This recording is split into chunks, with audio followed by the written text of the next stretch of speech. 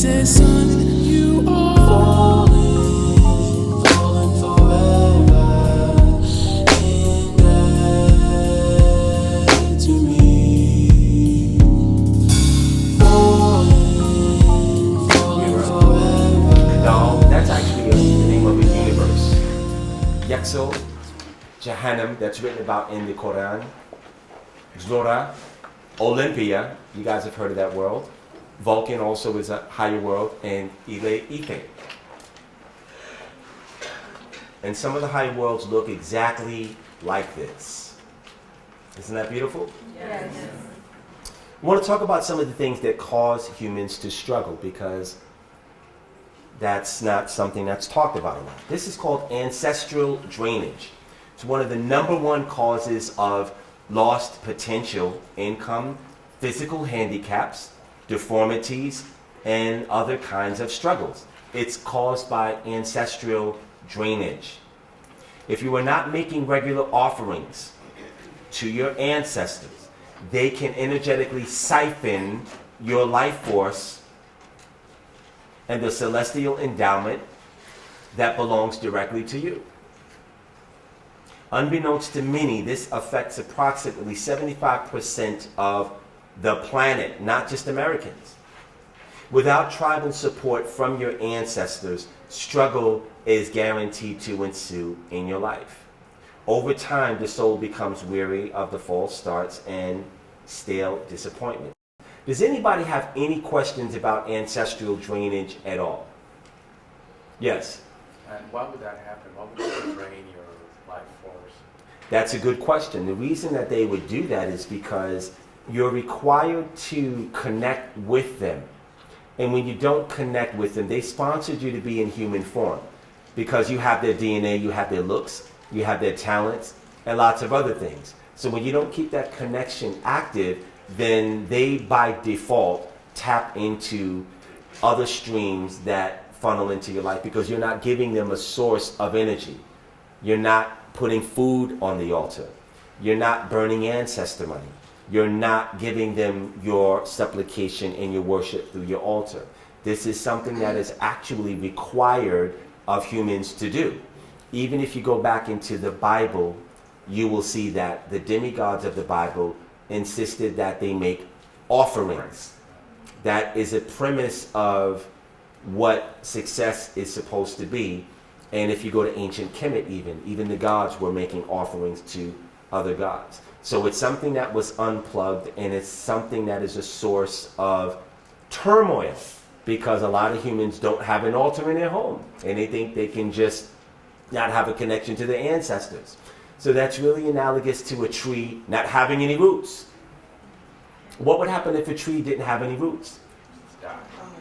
It would topple over, and it doesn't have a way of extrapolating energy from Mother Earth and getting nourishment. So it would fall over. And that's analogous to a lot of humans who stand by themselves without a connection to their ancestors via the altar and other practices. You have a question, Muriel? Yes, so it's inaccurate for us to think of our loved ones when they pass on that they go to a better place where the energy is better. That's a very interesting euphemism. A lot of people think automatically just because someone dies, oh, they're looking down on me, they're in a better place. That's mostly not true. There are many different places where the dearly departed go. And a lot of them go to astral planes that are dark. I'm going to show you what that looks like later on. Eve Arrington. Okay, I wanted to know if you are the one in your family, or I guess if you're representing, you're doing your part as far as your altar work to your ancestors and stuff, and you see that you are progressing, but your other family members are not, would that still be putting a drain on you, or are you representing for them? Do you have to do more work to help your other family members, or? That's a good question. So if you're doing, and here's the thing, people, let's not say that it's work. Let's say it's, I'm doing the interface. Because like I said before, work is associated with toil, sweat, and labor. And nobody really wants that. So if we switch out that word for interface, it becomes more of a pleasurable experience. So if you're progressing and someone else is not progressing, it's not because you're not doing enough. You're doing everything you're supposed to be doing. Everyone has, remember, free will. So it is the free will for most people who struggle to struggle, and they have to stay in that until they're ready to stop struggling. Okay. Any other questions? Yeah, one last one. Another question, huh, David? Okay. Is there any other way to interface with the ancestors? Can we get these lights? Oh, I'm sorry. You said it's better to... Gotcha. Exactly. All right. Is there other ways to interface with the ancestors apart from the altar? You interface with your ancestors most of the time through your dreams. Sometimes in your waking life, they'll appear to you and flutter the lights and, commit a court to get your attention. And a lot of times when you find yourself thinking about your ancestors or someone in your family that's passed, that's not you. That's them thinking about you and placing their imagery in your conscious mind so that you can connect with them, because they more likely than not have something for you. Okay? I have a question. If I Yes. may. So, ancestral drainage. You have some nice family members, and you're going to have some not so nice family members, and they've all passed on the other side. Is there a point in that realm where the not so nice decide, well, I didn't really like you, so I'm going to drain everything so you have nothing? And if that's the case, is there a protection for that? And can that be created by the ancestors who like you, etc., etc.? I mean, all permutations here. That's a good question. Usually the ancestors who have been knuckleheads in your family don't have that kind of power to vex you that way. Unless you have had a prior entanglement with them that you've carried over. They can use that cord to reach your life and do things back and forth. And a lot of times that is the source of why some people struggle, because they have an errant uncle that they've been tangling with for 3 or 4 lifetimes. The second part of your question, yes, there is protection from that, and cutting cords of all kinds is part of that.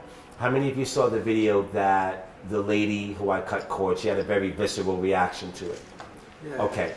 The reason that one of the reasons why, and she wouldn't mind me telling you this, one of the reasons why she had that is because she actually had a bizarre relationship with people in her family. And when she was cut free from that arrangement, she became really euphoric. So she wasn't in any pain, by the way, when you saw her body being electrified. She actually was in a state of euphoria. And she's been great ever since. So that's the benefit of having those cords cut. One of the things that Archangel Michael and Archangel Gabriel do, they're the ones that supply that energy. So if you have any cords that are not conducive to what it is that you are here to do in this life, it will be removed, which is great. Okay? You're welcome. Okay. Your ancestors are the first in line to receive or intercept the power of what you have neglected to supply them with. Through your own ignorance or otherwise, no excuses apply. The gods will sometimes shun the human when they see that you aren't paying tribute to your own lineage. This is something that happens. A lot of people come and they want to start dealing with the gods, and the gods will laugh at you. And they will say, you haven't even done anything for your own ancestors. You're not ready for my power yet. So they require you also to do that. Many attempt to go directly to the gods for the help when they are required to interface with their lineage first. Prayer, ritual, magic, and even blessings can be intercepted by ignored ancestors. Regular offerings prevent this drainage. And when I say regular, I mean every day. Or at least every 36 hours.